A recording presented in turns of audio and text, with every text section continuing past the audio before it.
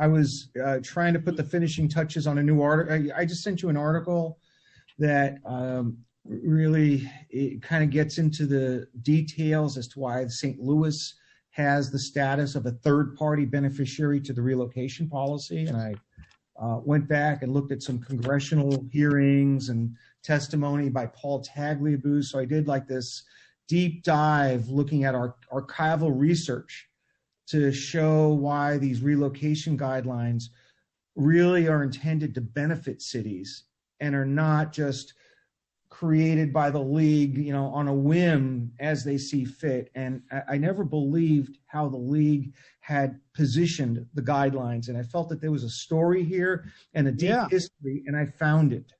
Okay, I can't wait. I just got the article sent to me, by the way. How long have these relocation guidelines been in effect? Well, there are two types of guidelines. The original guidelines were enacted in 1984, 1985, as a result of a federal court of appeals decision in the Oakland Raiders case.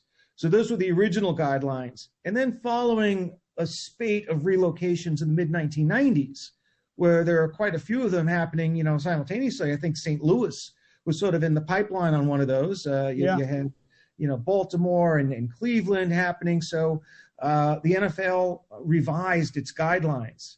Following its they had consultations with the U.S. Conference of Mayors, and there were these negotiations that took place over a period of several months, and those negotiations ultimately led to the NFL amending its relocation criteria to better protect local markets. Gotcha. Well, today the NFL sings a different tune. The NFL forgets the history as to why the guidelines were created, and from the NFL's perspective, the cities were not interested or benefited parties. That these guidelines are only intended to protect the interests of the league in home markets and not the home markets themselves. So gotcha. The 84 guidelines and then the 99 amended guidelines, which are the ones at issue in St. Louis.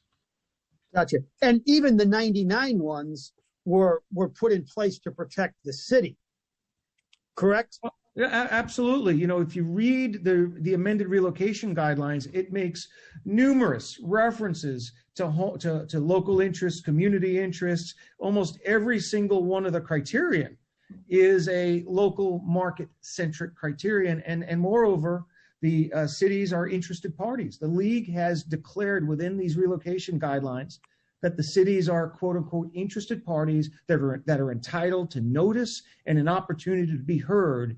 And in most litigation settings that I've ever been in, being entitled to notice and an opportunity to be heard and being granted interested party status gives one standing to challenge, the policy or challenge the decision. That shouldn't be a shocking development. But what strengthens this is when you go beyond the guidelines and you look at the history surrounding their enactment and the circumstances under which they came to be, and the cities actually created the relocation criteria in conjunction with the NFL. There was a joint statement of principles, which was a written contract, a document that was jointly signed on to by the NFL and the U.S. Conference of Mayors. And that document includes all of the same relocation criteria that are now part of the NFL's amended guidelines. So the new policy simply took a work product that the city was a party to and incorporated them into the NFL's own policy. So the city's involvement and interest is replete throughout not only the main document, but in the incorporated document that was drafted shortly before the policy was amended.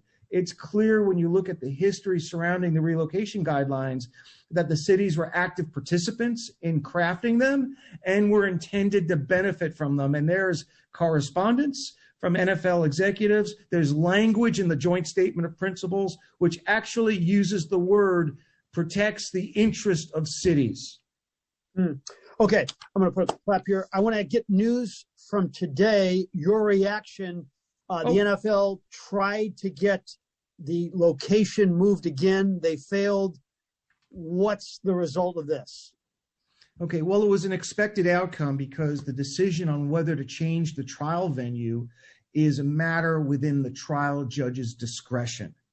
And the case that the NFL tried to make is that the city of St. Louis is filled with all of these biased people. You wouldn't be able to find a single unbiased juror who has not been adversely influenced by all the pretrial publicity that in a city with so many hundreds of thousands of individuals, you cannot impanel, 12 neutral jurors. And that is a farce and a fallacy, and it's commonplace in trials in both state court and federal court for judges to issue detailed questionnaires to ferret out and identify any improper affiliations, associations, biases. This is a tactic that's really limited to high-profile criminal cases where a defendant might be fighting for his life, fighting for his liberty. It is rarely, if ever, used in a civil lawsuit, and it just simply can't be that the city of St. Louis lost its football team because, as the NFL says, there was disinterest within the city of St. Louis. But now that there's a trial, all of a sudden the light switch goes on and all these disinterested citizens in the city of St. Louis now hate the National Football League. They are irreconcilable. And I know this is a tactic that the NFL has played out over and over again in the appellate court system. They've already filed 10 writs and have now lost all 10. It's the legal equivalent of a Hail Mary, but there's no Drew Pearson or Roger Staubach to save the day here. Very good. I love your football knowledge. Very good. So they've actually tried to get this venue changed 10 times, 10 writs? No, the NFL, whenever the NFL loses what they consider to be an important trial court ruling, they take an appeal. And instead of taking a direct appeal as of right, which you're not really allowed to do until the whole lawsuit is over, there's a mechanism under Missouri law that allows intermediate orders, such as orders denying things that aren't final rulings, that permit the non-prevailing party to seek an emergency writ from the Missouri Court of Appeals, almost tantamount to an appeal. Those are rarely, if ever, granted. You need extraordinary circumstances and you need a real clear mistake made by the trial court. So the NFL is definitely shooting its shot. But they're basically 0 for 10, not from 3-court range. This requires almost a half-court shot. And they haven't come close on any of these writs. And they may have 1 or 2 additional ones left in the pipeline. But the reality is that the change of venue outside of St. Louis was never going to happen. I researched this issue myself, and I could not find a single civil case, non-criminal case, where a trial or appellate court changed the venue due to bias and adverse pretrial publicity. I mean, if there was ever going to be the first civil case, I guess this would have been the one, but it didn't meet the high bar for changing the venue of the trial. I think a lot of St. Louisans, when this became a story, they said, boy, I can't wait to see Stan Kroenke and Kevin Demoff squirm on the stand.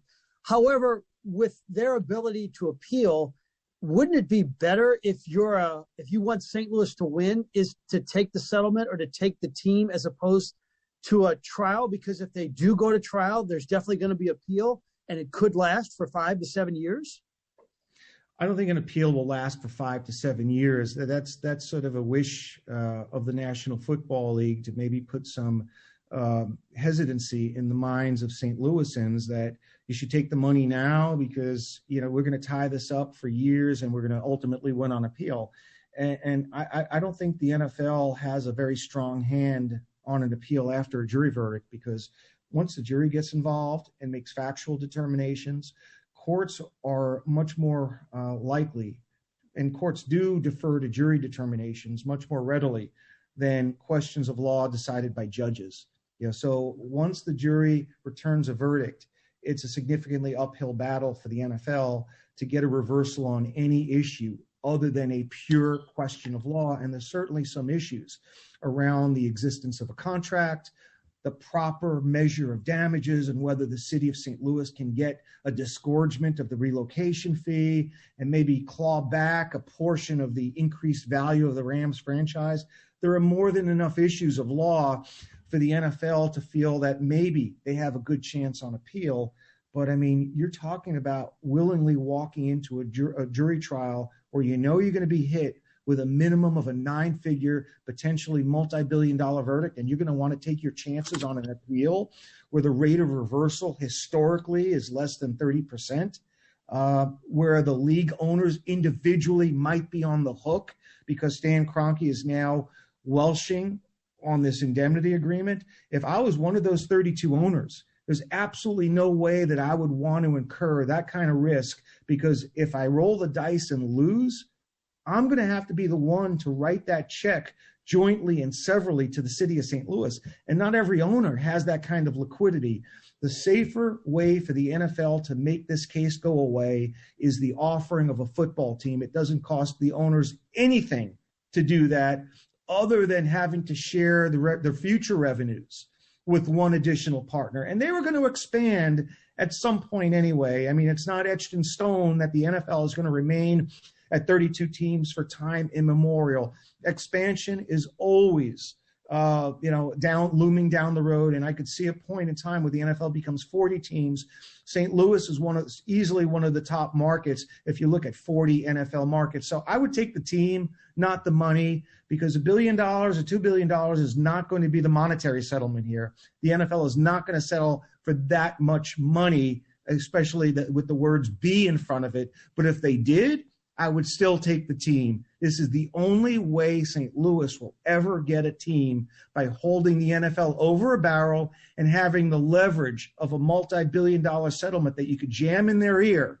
And having them over the barrel like that is a once-in-a-lifetime opportunity to secure a new team. It will never happen willingly. You think the NFL will ever willingly want to do business in a normal scenario with the city of St. Louis? This is all about leverage, and you have a lifetime of historic leverage right now, and it's only going to get larger as you get closer to the trial date. You are awesome. That's all we need. You're the greatest. Let's stay in touch. Thanks so much for your time, Daniel.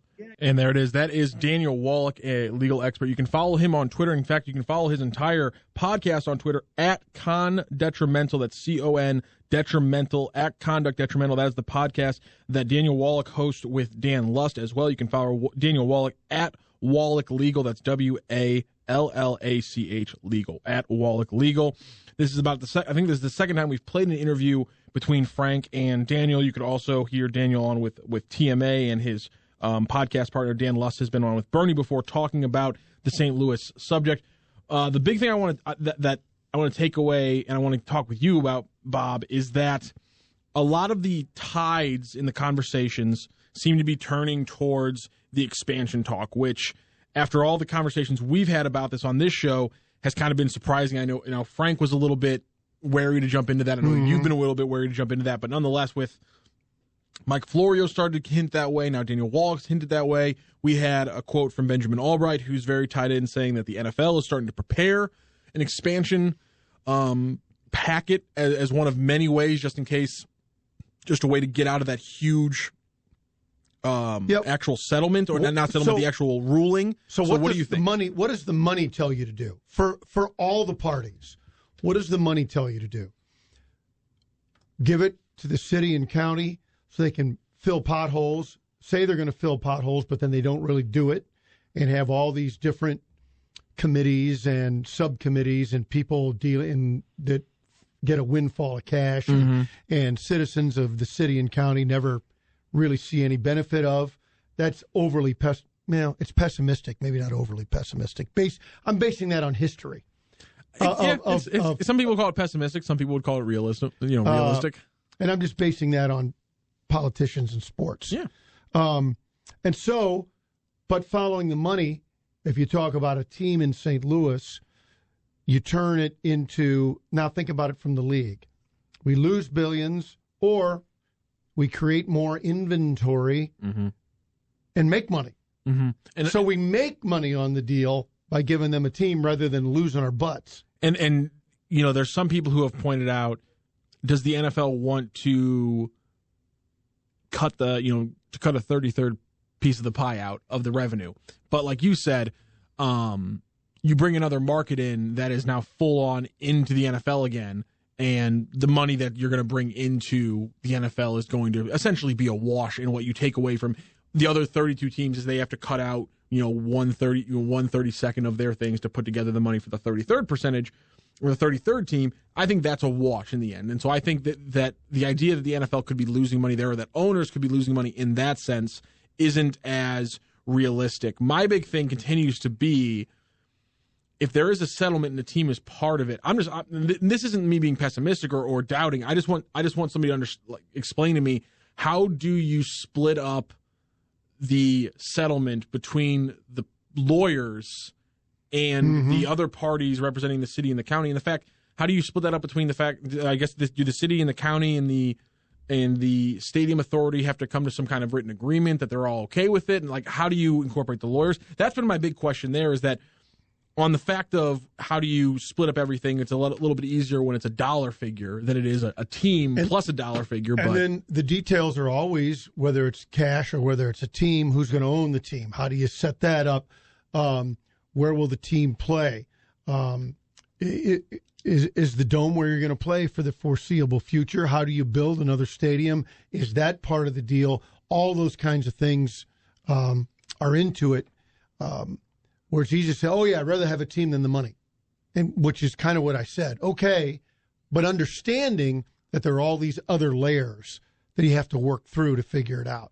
And I know everybody hates the idea of playing at the Dome, as do I, but the structure's there.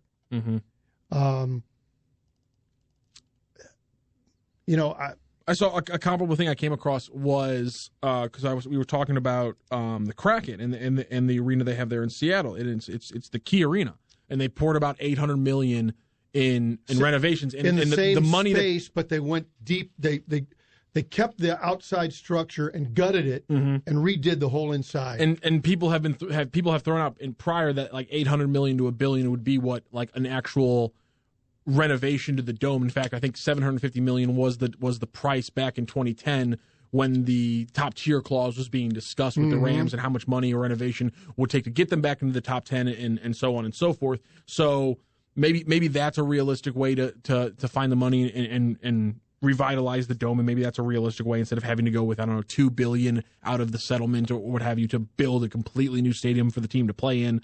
Maybe that's one way to do that. My big question for you that I've seen some people toss around, do you have an end-all, be-all, deal-breaker kind of attitude when it comes to it needing to be a local ownership group? Is that something that is a sticking point for you? No, it'd be a preference for me, but no, I don't think so. If you're going to negotiate a settlement, you'd probably have to have some ironclad things in there. You wouldn't want to go the old Eagleton route. Boy, this is a bad deal. Yeah, but I'll be dead before the problems crop up. He wasn't wrong. He wasn't wrong, and he got a team. His goal was to get a team no matter what, and he made the deal to get it. But that's that put us here. Yeah.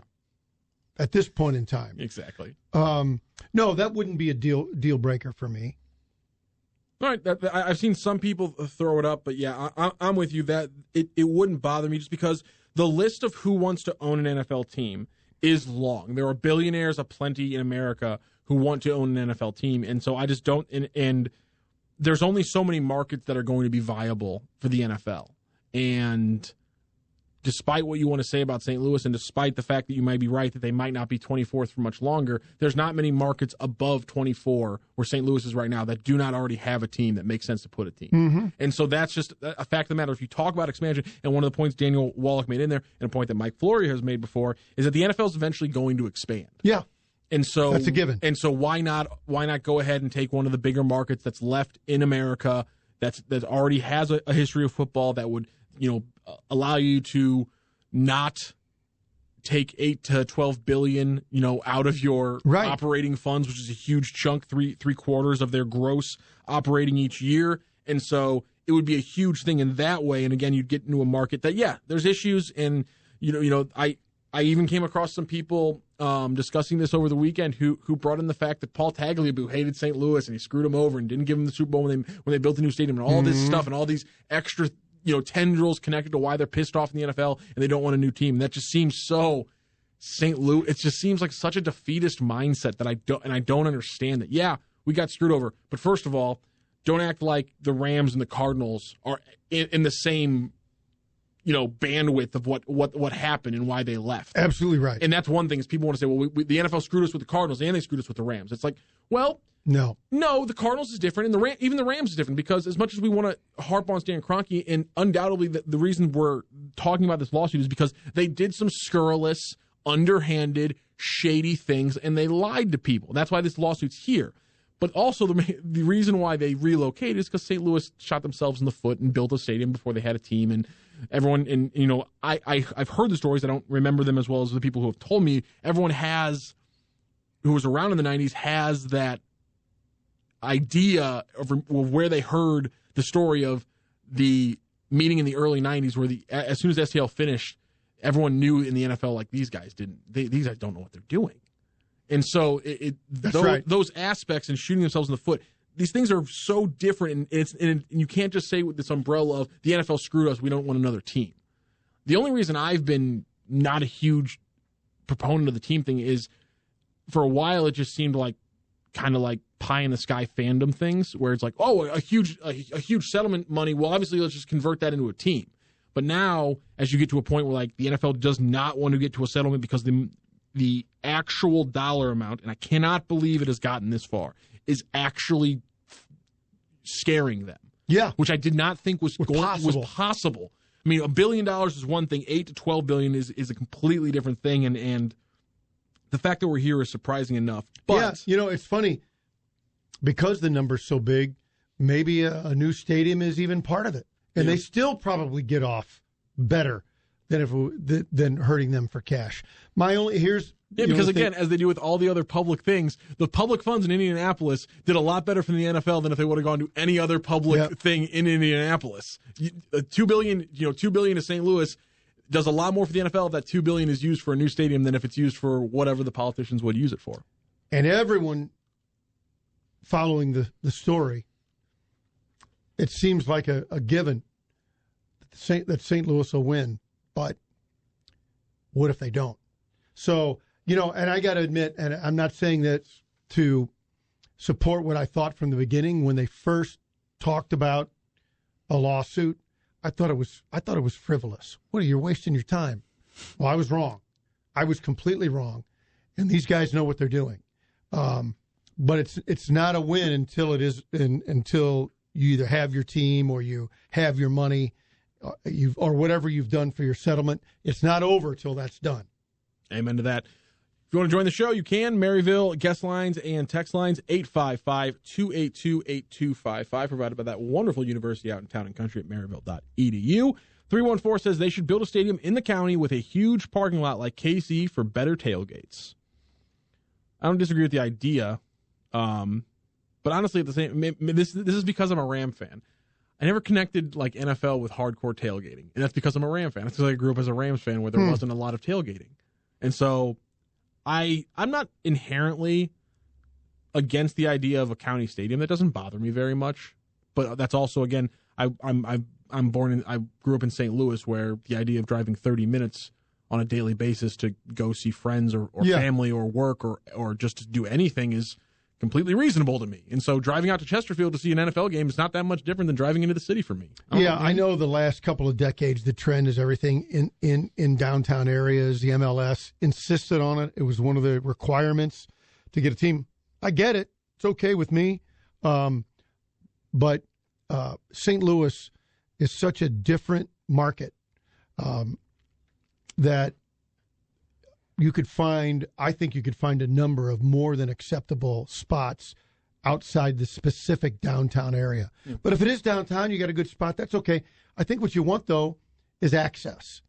And then you find a spot and have things grow around it.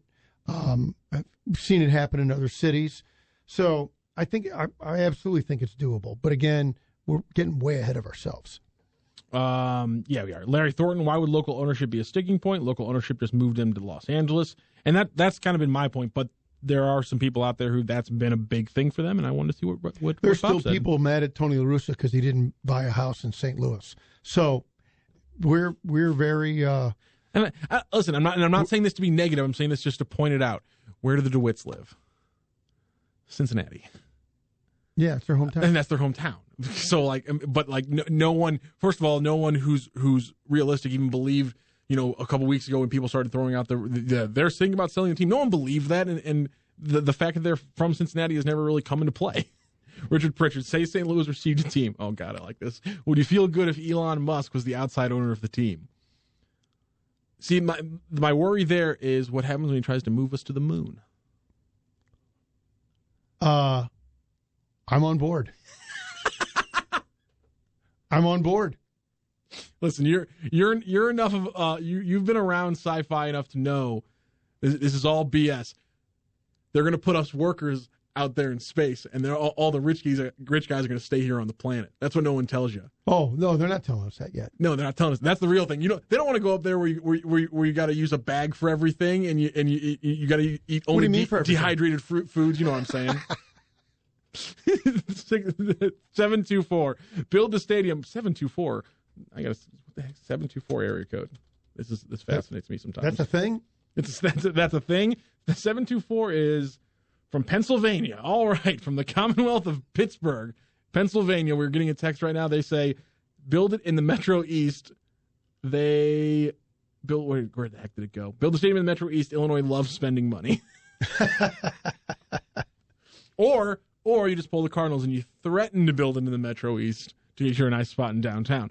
618, this thing isn't going to trial just for the fact that even if St. Louis wins $8 billion and after the league appeals and says it holds up, the state gets like 60 to 70% of the money. Yeah, I mean that's what we've been talking about. Yeah, is that the 67% of the money is there's 30% that goes to the lawyers because they've worked very hard and done a very good job, and that's just the deal. That's just how lawyer fees work. Eric and CWE, a perfect spot for a new NFL stadium would be to demolish the Millennium Hotel, close 4th Street to Walnut, and connect the fan stadium experience to Ballpark Village. That is an extremely detailed plan, and I need to look at a map. But I don't hate it. But also, didn't the Millennium Hotel get bought by some random foreign investors who have just been sitting on it for like 10 years? Isn't the Millennium Hotel the one that got bought by the Japanese investors? I don't know. I think, okay. But I just don't know how difficult it would be to demolish because I think it's owned by some random investors who are just sitting on it for some dumb reason. But I would like the idea mainly because that's a prime spot. Whenever you look at the silhouette, the shot from east to west into St. Louis, if you put a stadium right there, oh man, I love the idea of that as the shot from the east side. I do like that. Big Cy in Oakville. I want the NFL, but I'm still not sure if we can support it. The Dome was so much of a depressing place. It's all we had, but unless there's a plan, I would rather have the money. This actually got into something I wanted to ask you about, which I think is an odd conversation. I'm not asking you to support or deny it. Just that I think it's weird that already a sticking point in this conversation has become, is there going to be corporate dollars, or is there enough advertising money, or is there enough money to support a third major franchise alongside the MLS being a fourth one? I think I'm kind of surprised that we've already gotten to that point of this conversation.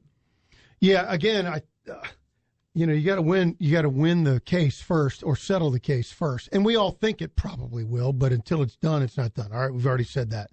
I think so. I think there's enough. And remember, the digital platform these days and the TV deals, that's the whole thing. I'm not saying that hot dogs and beer and ribbon board advertising and all. I'm not saying that that's not important. Every revenue stream is important. But before Kroenke sold one ticket, the digital platform for the Rams in L.A., were making the franchise money. So the world has changed. Does it matter if you're not selling out? Yeah, it matters, but it doesn't crush the team. And so in that previous text, when they're talking about support, if they're talking about corporate dollars, yeah, I think that's interesting. And you'd like to see some studies on it. The fans will support it. That's a given. As long as they're getting an honest effort or a perception of honest effort from the team, it'll be supported. And again, hot dogs and beer is very important, but it won't make or break a franchise here or anywhere else. 618, elaborating on his earlier text, says, no, the actual state of Missouri gets the 60 to 70% of the cut before the city, county, and RSA do, plus the lawyers get their cut as well. I've not seen that breakdown in the cut. And if that's true, yeah, give me the team.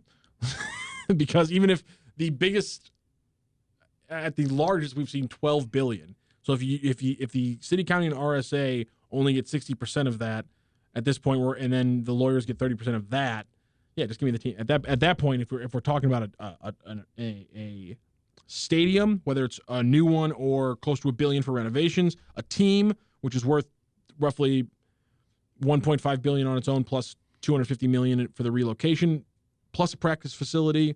Yeah, at that point, it's much better than even the biggest chunk of money from an actual judgment, which it would be surprising. And look at it this way, and life isn't fair. I get that, but in a fairness perspective, it's the sports fan that was jilted, and certainly tax revenues and all those things. It's not everything. There's always gray areas, but stay with me on this. So to take the jilted sports fan and then have everything spread out to the governments, the various governments, city, county, state, and let's even in a fantasy world believe that they'd all do the right thing with the money. Now, we've seen at election time, the right thing is often in the eye of the beholder, but they all do the right things with the money. Is that really, it was the sports fans' ox that was gored, right? And so doesn't it seem right that if you could fix it for the sports fan, that it would make a universal correction? I would agree, and I would like that. And man, the text line is just jacked, just keeps on going on this one topic. I'm just going to try to get to a couple ones before we get to a break here. Why do citizens keep saying they'd rather have the money than the team? It's not like they're going to see a dime of that. That's from Hammer and Hank. Pretty good. I want to have some positivity, but it's true. It would be nice. I would love if we could come out if like there could be a plan that they could come out with. And I know that there's some people who have stated, and I think this is correct, and I wonder how yesterday's ruling on the case staying in St. Louis is going to matter, but they're saying elected officials can't comment on like a plan for the money because it would taint it then taints the trial essentially, and the NFL could use that against the city of St. Louis.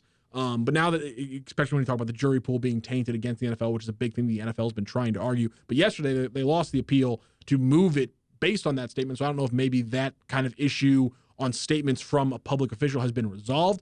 But I would love if we could see something like if it's $5 billion, or if it's $1 billion to the city of St. Louis, we're going to break off $250 million to prevention and treatment, crime prevention, treatment, check or something like that. Wouldn't that be fun? No, that'd be a horrible idea. No, it'd be fun. It's a terrible idea. No, it's a great idea. Except that's why I'm glad that the state gets a cut, because I live in Jefferson County.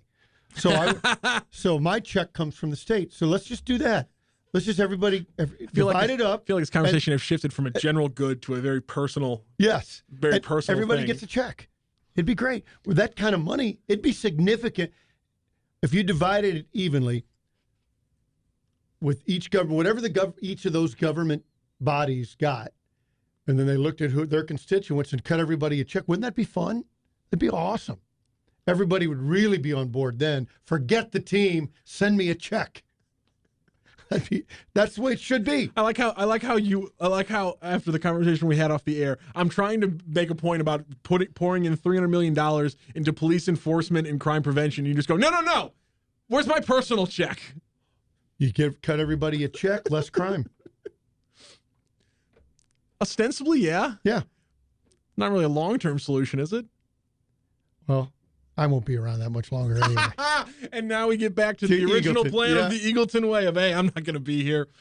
All right, we got to take a break. I want my check.